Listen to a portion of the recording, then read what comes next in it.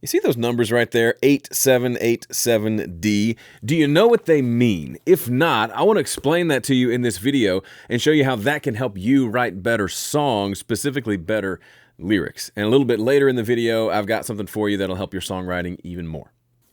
This beautiful beat-up red book is none other than the Trinity Hymnal. I grew up singing out of this hymnal every Sunday morning at church. If you're not familiar with hymn books or churches, they're just a book of songs, and you flip through. Each song is numbered, and it has the music, and it has the lyrics. Pretty simple, pretty straightforward, pretty easy to follow along. But so we would say, turn in your hymnals to hymn number 457. My mom would play the intro, and then we would start singing. Come thou fount of every blessing, tune my heart to sing thy grace. So we would all sing that top line, that's the soprano line, that's the melody of the song. And we would go down here to the next line, streams of mercy, never seen, and it goes all the way through to the end of the song. Then we'd go back to the top and we'd sing all three verses.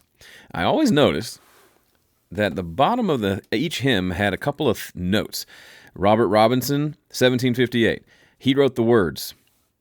Nettleton, no clue what that means. Asahel Nettleton, 1825. So I'm assuming that guy wrote the lyrics, but what is this all caps Nettleton?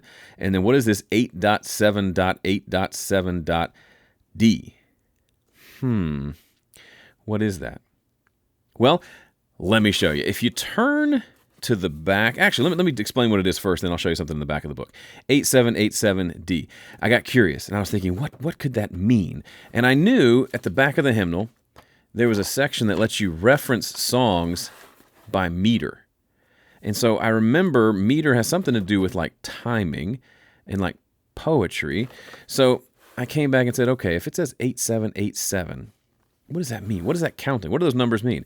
So I started counting lyrics, counting the syllables of this first line of the song. So, come thou fount of every blessing. That's 8. Okay, so that gets me to right here. Tune my heart to sing thy grace. Tune my heart to sing thy grace. That's 7. Guess what? 8, 7, 8, 7. See if it keeps going. Streams of mercy, never ceasing. That's 8.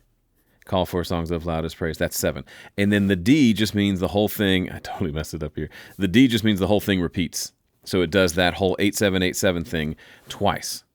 So it is a formula telling me what meter this poem is in. It has a line of 8 syllables, and then a line of 7 syllables, and then a line of 8, then a line of 7. And then it repeats it again.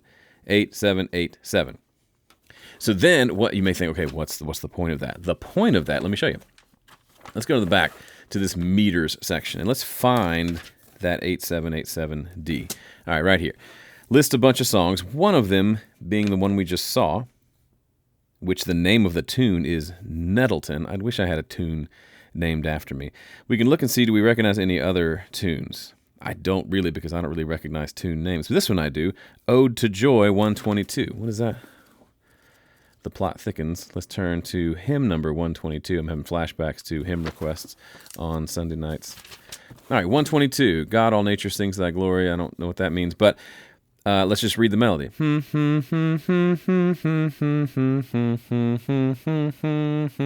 That sounds familiar. That's Ode to Joy by none other than Ludwig van Beethoven, roughly 1824.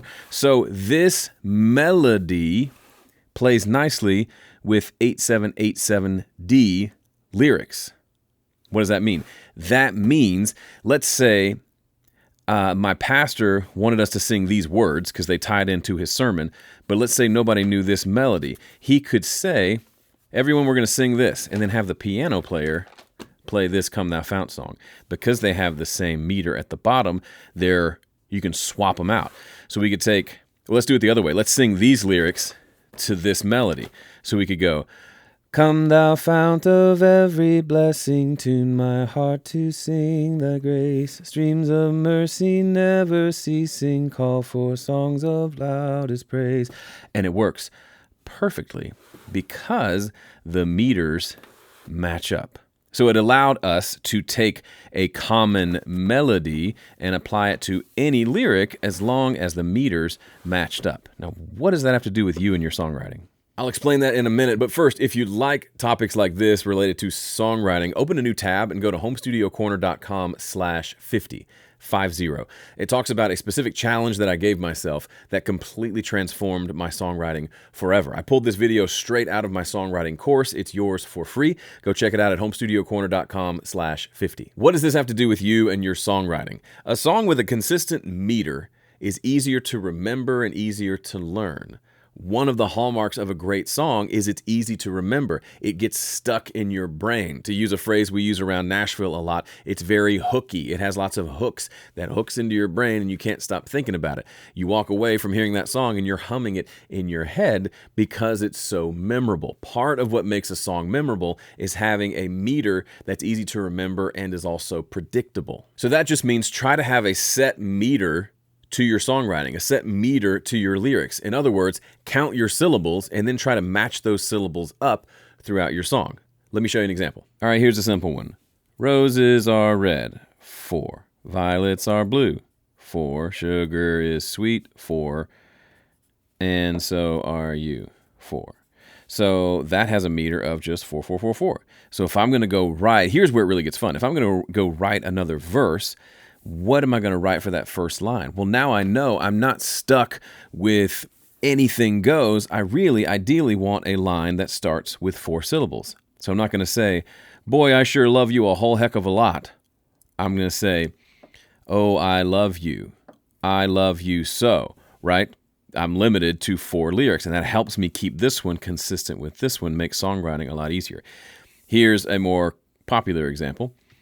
There are places I remember, that's 8, all my life, though some have changed, that's 7, interesting. Some forever, not for better, that's 8. Some have gone and some remain, 7. Isn't that interesting? This followed the same thing that we had before. So we could do, there are places I remember, all my life, though some have changed. Some forever, not for better. Some have gone and some remain. I mean, I think these guys knew what they were doing. Now, what's interesting here is I counted this earlier, and it follows the same format, except this second line has 10. So the important thing here is it's not rules for the sake of rules and strictness. It's just a guideline that kind of helps you stay on course. And once you get the first verse written, these other verses are a lot easier to write because now you have a format to follow. But of course, maybe you can change. With lovers and friends, I still can recall. That probably makes sense to leave that line like it is. So it has 10 syllables. So you just keep that in mind. Also, this feels a bit more like a chorus. If we come down to the third line, but of all these friends and lovers, 8. There is no one compares with you. Well, that's also 8. And these memories lose their meaning. 8. When I think of love as something new. That's 9. So they're certainly not following it strictly, but it's interesting. It's a way of kind of keeping the guardrails on, keeping the bumpers on if we're bowling, so we kind of stay in the ballpark and we don't start throwing in twice as many syllables as we need, which is A, kind of bad songwriting, and B, makes it not very memorable. I was in an a cappella group in college that sang that song, and I was the lone bass on that song, but there was a little bass solo at the end where I got to sing, what was it? And these memories lose their meaning when I think of love as something new. Anyway, I hope that was interesting for you, especially if you've grown up singing out of a hymn book and you never knew what those little numbers mean. Now you do, and you can go try to apply this to your songwriting. Don't make it a rule that you have to follow to the letter. Just let it be a suggestion to help keep you on the straight and narrow, so to speak. By the way, are you already subscribed to this channel? If not, could you do me a favor and take a half a second, just click that subscribe button. That would be greatly appreciated. And if you want to watch more songwriting content from me, this video talks about something I did that changed my songwriting forever. Thanks for watching. See ya.